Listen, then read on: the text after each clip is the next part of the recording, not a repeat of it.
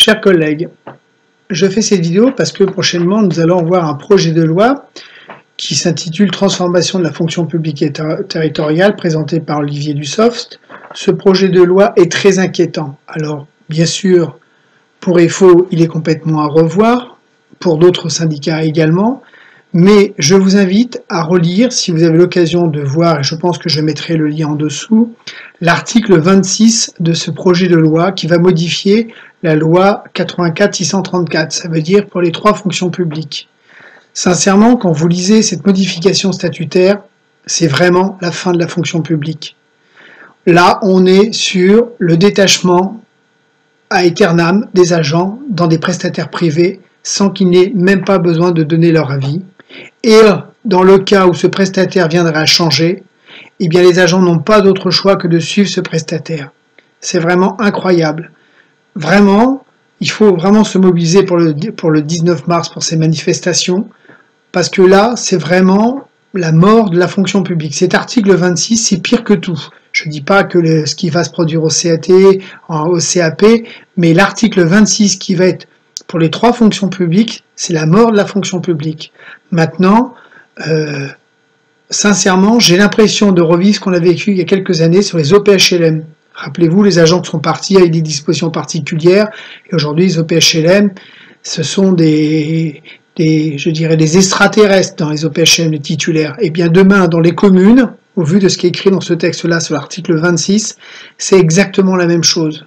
Je suis prêt à parier que dans le futur, évidemment, tout ce qui va être délégation de service public, que ce soit la petite enfance, que ce soit dans les cantines, ou que ce soit, par exemple, pour un service technique, mais là, tout le monde va s'engouffrer dedans. Ça va être l'horreur. Alors, ça sera un carnage en fonction publique pour les agents, mais moi je vous dis, qu'est-ce que nous aurons dans les prochaines élections professionnelles, puisqu'on aura pratiquement plus de fonctionnaires qui seront détachés. Alors, il y aura peut-être des subtilités pour qu'ils viennent voter, mais est-ce qu'à votre avis, ils auront envie encore d'aller voter quand on voit que ce texte-là n'a pas été plus défendu?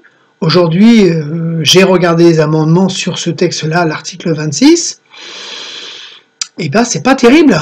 Bien évidemment, on demande la suppression de doigts plutôt que ce soit l'agent qui le demande, mais c'est pas gagné du tout.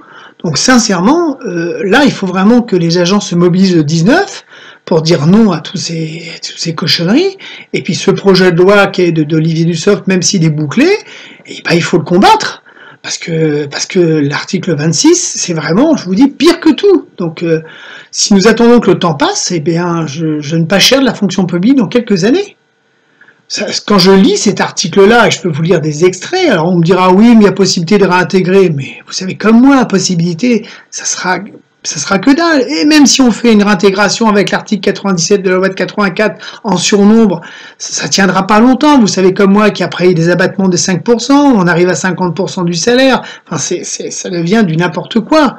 Mais quand je lis ça, on parle même plus de fonctionnaire. On parle l'agent en CDI. On parle pas, même si c'est un fonctionnaire, on dit c'est un fonctionnaire, mais il est un contrat de droit privé, et on dit bien, par exemple, quelque chose qui me choque, lorsque le contrat liant la personne morale publique à l'organisme d'accueil prend fin, on donne des dispositions prévues, mais c'est incroyable. Alors je suis en train de rechercher la personne, justement, en parlant de la rémunération, en parlant du fait que, justement, on parle de la CDI, voilà. Le fonctionnaire est détaché d'office auprès de nouvel organisme d'accueil. Ok, pas de problème. Cet organisme est tenu de reprendre les clauses substantielles du contrat à durée indéterminée dont bénéficie le fonctionnaire. Vous voyez ce que je veux dire? Les clauses substantielles du contrat à durée indéterminée dont bénéficie le fonctionnaire, notamment celles relevant de la rémunération. Eh ben, voilà, tout est dit là. Hein. Le contrat de travail comprend une rémunération au moins égale à la rémunération antérieure versée par l'administration de l'établissement public ou la collectivité d'origine.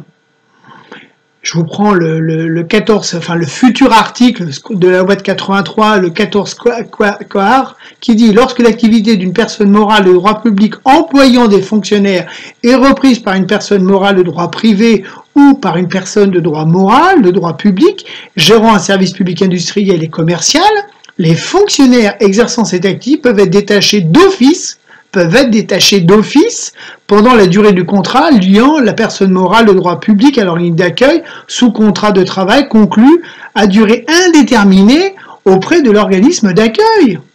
Alors, ces activités peuvent être détachées d'office. Imaginez une commune qui ne va pas se saisir de la possibilité d'être détachée d'office, sans qu'on ait besoin de demander l'avis de l'agent.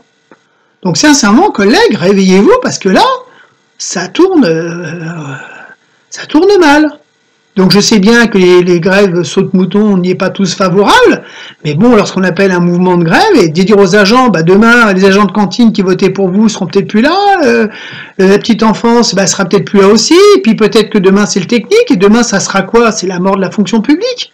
Donc on est là quand même pour un service de qualité et de proximité, on n'est pas là pour la destruction avec tout donné au privé pour gérer les fonctionnaires. Donc attention. Aujourd'hui, on a eu les eaux, on a eu déjà le cas des eaux, même s'il y a eu un peu un retour en arrière, mais majoritairement c'est géré par le privé. On l'a beaucoup par les OPHLM, et là il n'y a aucun retour possible. Mais si demain on voit que tous les prestataires se bousculent au portillon pour la petite enfance, on n'en est pas loin.